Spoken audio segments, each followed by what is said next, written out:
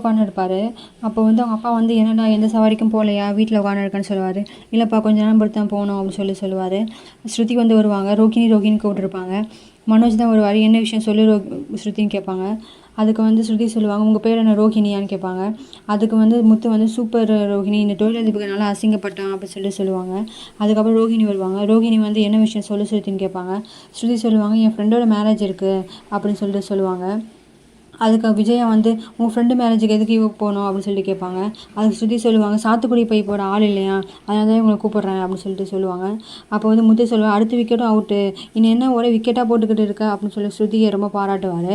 அப்போ ஸ்ருதி சொல்லுவாங்க, இல்லை ரோகிணி, என் ஃப்ரெண்டுக்கு மேரேஜ், ப்ரைடல் மேக்கப்புக்கும் உங்களோட ரிலேட்டிவ்ஸ்க்கு மேக்கப் பண்ணணும், உங்களை புக் பண்ண சொல்லி கேட்டிருக்கேன், உங்களுக்கு ஓகேவா, நீங்கள் பண்ணுறீங்களா, எவ்வளோ பேமெண்ட் வந்தாலும் சொல்லுங்கள், நான் வாங்கி தந்துடுறேன், அது என் பொறுப்பு அப்படின்னு சொல்லுவாங்க.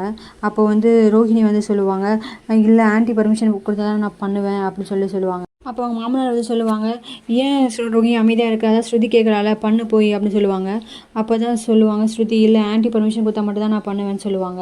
அப்போ வந்து அவங்க மாமனார் கேட்பாரு, ஏன் விஜயா அப்படி பண்ணுற, என் அம்மா என்ன சொல்லிட்டு போனாங்க, எல்லாம் 3 பேரும் ஒன்றா தான் பார்க்கணும்னு சொன்னாங்க, நீ ஏன் இப்படி பண்ணுற, ரோஹிணி எங்கேயும் போகக்கூடாதுன்னு சொன்னியான்னு சொல்லுவாங்க.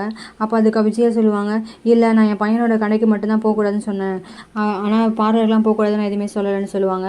அப்போ வந்து அவங்க பழனியப்பன் கேட்பாரு, ஏன் இப்படி பண்ணுற, இந்த கடையை வந்து ரோஹிணி தானே வச்சு கொடுத்தா அப்படின்னு சொல்லுவாங்க. அதுக்கு முத்து சொல்லுவார், அப்பா அது உன் காசுப்பா அப்படின்னு சொல்லுவாங்க. அப்போ பழனியப்பன் சொல்லுவார், நீ 3 வருடங்கள் ஒன்றாவே பார்க்கவே மாட்டியா, எதுக்கு எல்லாம் தனித்தனி பிரித்து பார்க்குற, இப்போ தானே எல்லா பிரச்சனையும் முடிஞ்சிச்சு, மறுபடியும் ஆரம்பிக்காத அப்படின்னு சொல்லுவாங்க. அப்போ வந்து மீனா கிட்ட கேட்பாங்க, ரோஹிணி எங்கேயும் வெளியே போகலையா, வெளியே தான் இருக்கா அப்படின்னு கேட்பாங்க. மீனாவும் ஆமாம்மா, அவங்க வெளியே தான் இருக்காங்க, வீட்டு வெளியே தான் இருக்காங்க, எங்கேயுமே வெளியே போகிறதில்ல அப்படின்னு சொல்லுவாங்க. அப்போ ஸ்ருதியும் சொல்லுவாங்க, இவங்க வந்து ஹவுஸ் அரெஸ்ட் ஆகிட்டு இருக்காங்க, பாவம் அவங்க ரொம்ப நாளாக வீட்டு வெளியே தான் இருக்காங்க அப்படின்னு சொல்லுவாங்க. அப்போ முத்து வந்து சொல்லுவார், இதுக்கெல்லாம் மனோஜ் தான் காரணம், எப்படி அமைதியாக இருக்கான் பாரு, அவன் தான் அவங்க ஒய்ஃப்காக சப்போர்ட் பண்ணி வரணும், ஆனால் அவன் அமைதியாகவே இருக்கான் அப்படின்னு சொல்லுவாங்க. அப்போ ரோஹிணி வந்து சொல்லுவாங்க, முத்து தேவையில்லாமல் எங்களை சப்போர்ட் பண்ண வச்சுக்காதீங்க, உங்களால் தான் எல்லாமே ஆச்சுன்னு சொல்லுவாங்க. பிள்ளையும் கிளி விட்டு தொட்டிலையும் ஆட்டுறீங்கன்னு சொல்லுவாங்க. அப்போ வந்து மீனா வந்து சொல்லுவாங்க, எல்லோரும் எங்கே பிரச்சனை ஆச்சு, அதை போய் சொன்னது நீங்கள், அதை கண்டுபிடிச்சது நாங்கள், அதுக்கு எதுக்கு எங்கள் மேலே தப்பு போடுறீங்க அப்படின்னு சொல்லிட்டு கேட்பாங்க. அப்போ மனோஜும் சொல்லுவார், ஆமாண்டா, உங்களுக்கு 2 பேருக்கும் இதே வேலை தான், எப்போ பார்த்தாலும் ரோகிணியை ஃபாலோ பண்ணி அவங்கக்கிட்ட இருக்க தப்பெல்லாம் கண்டுபிடிச்சி வீட்டில் சொல்லி பிரச்சனை பண்ணுறீங்க, எல்லாத்துக்கும் நீங்கள் தான் காரணம், நாங்கள் சந்தோஷமாக தான் உங்களுக்கு பிடிக்காதே அப்படின்னு சொல்லுவாங்க. அப்போ விஜயா வந்து சொல்லுவாங்க, அவங்க என்ன எண்ணத்தில் பண்ணாலும் பரவாயில்ல, ஆனால் அவங்க கண்டுபிடிச்சதுனால தானே இப்போ எல்லா உண்மையும் தெரிஞ்சிச்சு, இல்லைனா நான் இன்னும் ஏமாளியாகவே இருப்பேன் அப்படின்னு சொல்லுவாங்க. அப்போ வந்து மாமனார் சொல்லுவார், நீ எதுவும் நினச்சிக்காதம்மா, முத்து மீனா மேலே எந்த தப்பும் இல்லை, இப்போ எல்லா பிரச்சனையும் முடிஞ்சிடுச்சு அப்படின்னு சொல்லுவாங்க. அதுக்கப்புறம் விஜயா கிட்டே சொல்லுவாங்க, ரோகிணி அவளோட வேலையை அவளை பார்க்க விடு, நீ அந்த விஷயத்தெல்லாம் தலையிடாத அப்படின்னு சொல்லுவாங்க. விஜய் வந்து சொல்லுவாங்க மனோஜ் கிட்ட, மனோஜ் அவள் வேலைக்கு போட்டோம், அது எனக்கு எந்த பிரச்சனையும் இல்லை, ஆனால் உன் கடைக்கு மட்டும் வரக்கூடாது, இதுதான் என் கட்டளைன்னு சொல்லுவாங்க. அப்போ வந்து முத்து வந்து சொல்லுவாங்க, என்னம்மா இது ரொம்ப அநியாயமாக இருக்கேன்னு சொல்லுவாங்க. ரவியும் வந்து சப்போர்ட் பண்ணுவார் ரோஹிணிக்காக. இப்போ எதுக்கு எல்லாரும் ரோஹிணி வந்து பெருமை பேசுகிறீங்க, அவள் ஒன்றும் எங்கள் கடையில் நடத்தலை, அது இவன் தான் நடத்தினான், இவன் யாரும் இல்லாமையும் தனியாக முன்னேறுவான், ரோஹிணி ஒன்றும் இவளுக்கு தேவையில்லை அப்படின்னு சொல்லுவாங்க. அப்போ சரிம்மான்னு சொல்லி ஓகே சொல்லுவான், நீ சொன்னால் மட்டும் தான் நான் கேட்பேன் அப்படின்னு சொல்லுவான். அப்போ முத்து வந்து, சூப்பர்ரா, எப்படிரா இப்படிலாம் இருக்க, எல்லாருக்கும் முக்கியம் தான்டா, அம்மா அண்ணன் தம்பி ஒய்ஃப் எல்லோரும் முக்கியம்தான், ஆனால் நீ என்னடா அம்மா பேச்சை இப்படி கேட்டுக்கிட்டு இருக்கே அப்படின்னு சொல்லுவாங்க. அப்போ ரோஹிணி வந்து சொல்லுவாங்க, முத்து நீங்கள் இதில் தலையிடாதீங்க, இது எங்களோட பிரச்சனை, நான் எது வந்தாலும் ஆன்ட்டி சொல்கிறத மட்டும் தான் நான் கேட்பேன் அப்படின்னு சொல்லுவாங்க.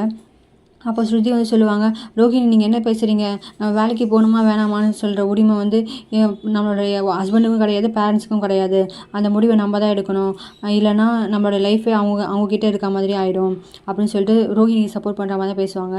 மீனாவும் சொல்லுவாங்க, ஆமாம் ஸ்ருதி சொல்கிறது தான் கரெக்டு, என்ன கூட தான் யாரும் பூக்கட்ட போகக்கூடாதுன்னு சொன்னாங்க, ஆனால் என் ஹஸ்பண்டும் மாமனாரும் எனக்கு ரொம்ப துணையாக இருந்தாங்க, அதனால தான் நான் போய் ரொம்ப சந்தோஷமாக ஒர்க் பண்ணுறேன். அப்போ வந்து ரோஹிணி சொல்லுவாங்க, அது வந்து உங்கள் சுச்சுவேஷன், நான் ஒன்றும் உங்கள்கிட்ட ஒப்பீனியன்லாம் கேட்கல, நான் வந்து ஆன்ட்டி சொல்கிறத மட்டும் தான் கேட்பேன் அப்படின்னு சொல்லுவாங்க.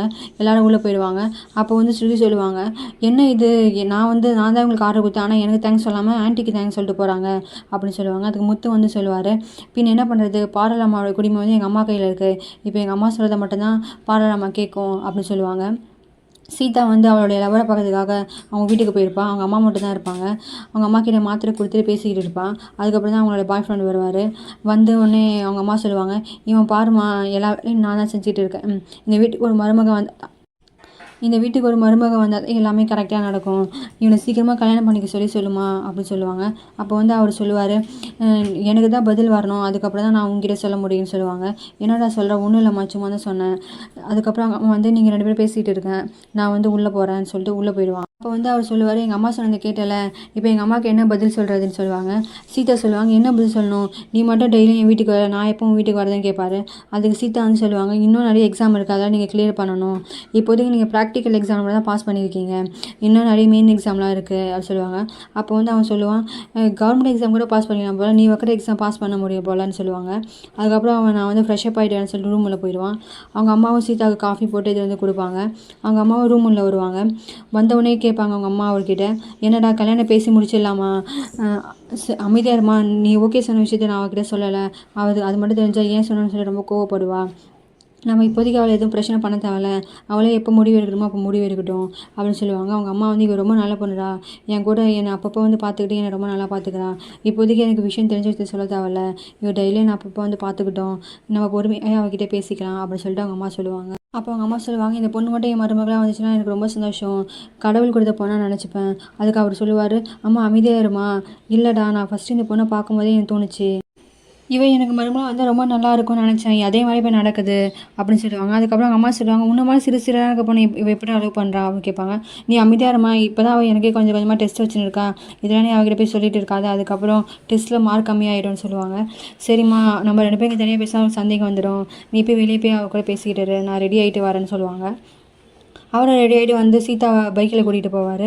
அப்போ வந்து சீதா கேட்பாங்க, ரோடு ஃப்ரீயாக தானே இருந்துச்சு, யாருமே இல்லையே, சிக்னலில் ஏன் வெயிட் பண்ணீங்க, நீங்கள் போயிருக்கலாமே அப்படின்னு சொல்லுவாங்க.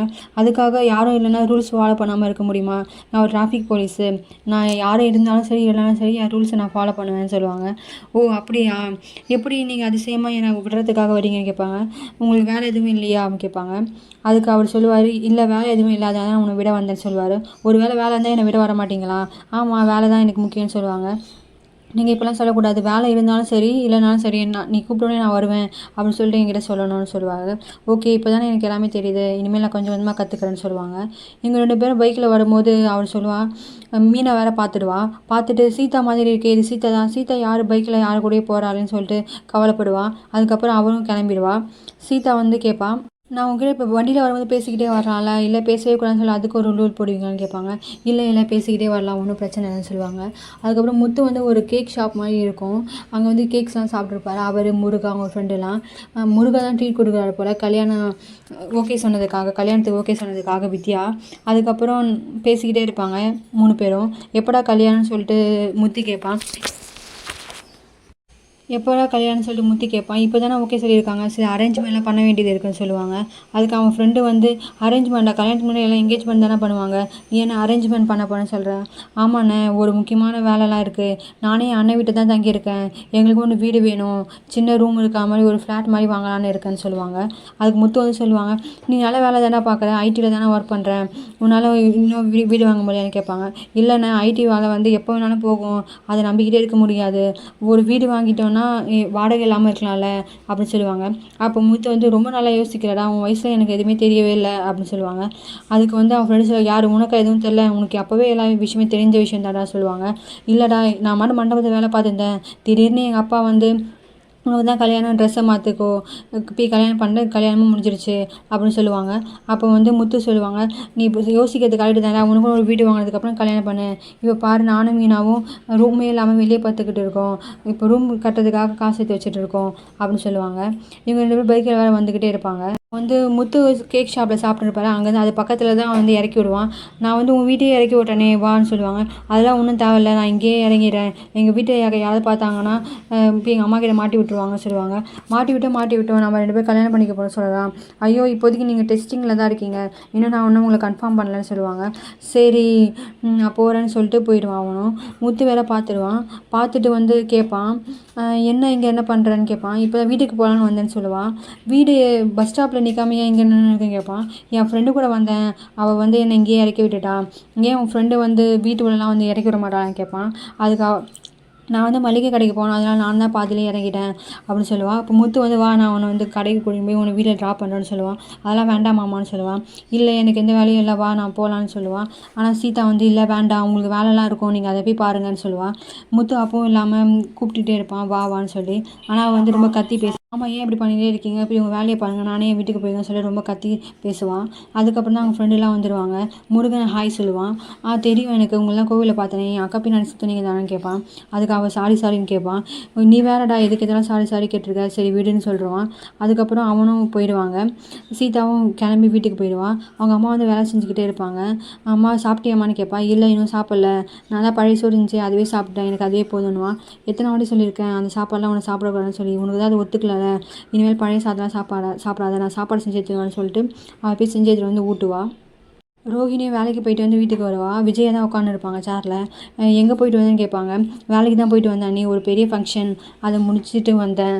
சரி எவ்வளோ சம்பளம்னு கேட்பான். 25,000 சொல்லுவான். 25,000 இப்போ கொடுன்னு கேட்பான். அதெல்லாம் அக்கௌண்ட்டில் தான் போடுவாங்க. சரி உன் ஏடிஎம் கார்டு என்கிட்ட கொடு, இனிமேல் அது என்கிட்ட தான் இருக்கணும் அப்படின்னு சொல்லுவாங்க.